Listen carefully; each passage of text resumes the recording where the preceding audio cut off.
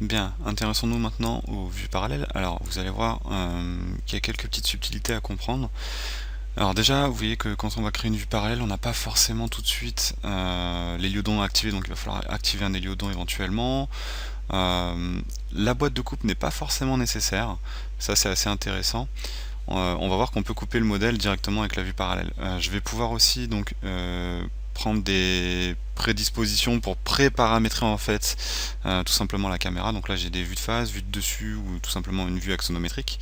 Et je vais donc afficher la vue 2D pour aller travailler sur cette vue parallèle. Donc là on est en vue de dessus et on est parti sur une vue de face. Donc alors bien sûr on peut renommer ici, hein, on double-clique, on va l'appeler vue de face.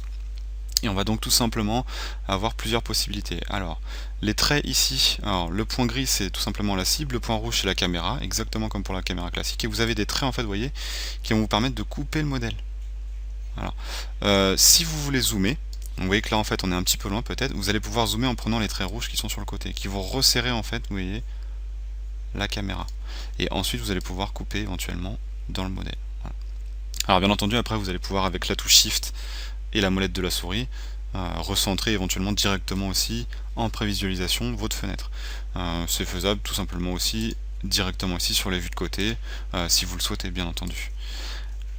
Ensuite donc toujours pareil, vous pouvez couper l'arrière-plan aussi si vous le souhaitez, et vous allez pouvoir donc réaliser comme cela votre vue parallèle. Vous pouvez couper dans le modèle aussi si vous le souhaitez. Vous voyez que là, tout simplement en rentrant vers l'intérieur comme ça, je peux couper dans le modèle. Je peux bien entendu, en plus de cette coupe automatique qui est créée par la caméra, afficher et activer une boîte de coupe. Et dans ces cas-là, la boîte de coupe va aussi couper votre modèle.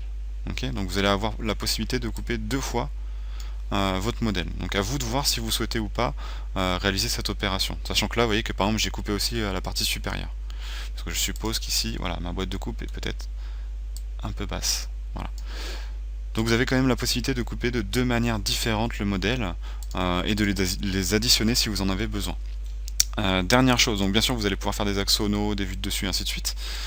C'est exactement les mêmes paramètres hein, pour bouger la caméra, couper, se rapprocher en prenant bien sûr, donc en écartant ou en rentrant vers l'intérieur les deux arêtes rouges que vous aviez en vue de dessus ici. D'ailleurs là je vous les remontre, voilà ici, si vous voulez zoomer ou pas. Dernière possibilité que je peux vous montrer aussi éventuellement, la possibilité ici dans les paramètres de la caméra de donc sélectionner une taille de rendu. Donc vous voyez qu'ici je suis en Full HD, donc c'est du 1920 par 1080. J'ai une résolution quoi qu'il arrive en rendu final de 72 points par pouce, mais vous allez voir qu'ici on a l'échelle qui apparaît. Ça c'est extrêmement intéressant. Ici on est au 1/57e si je rends en 1920 pixels par 1080 pixels. Voilà comment fonctionnent les vues parallèles dans ArcLantis 5.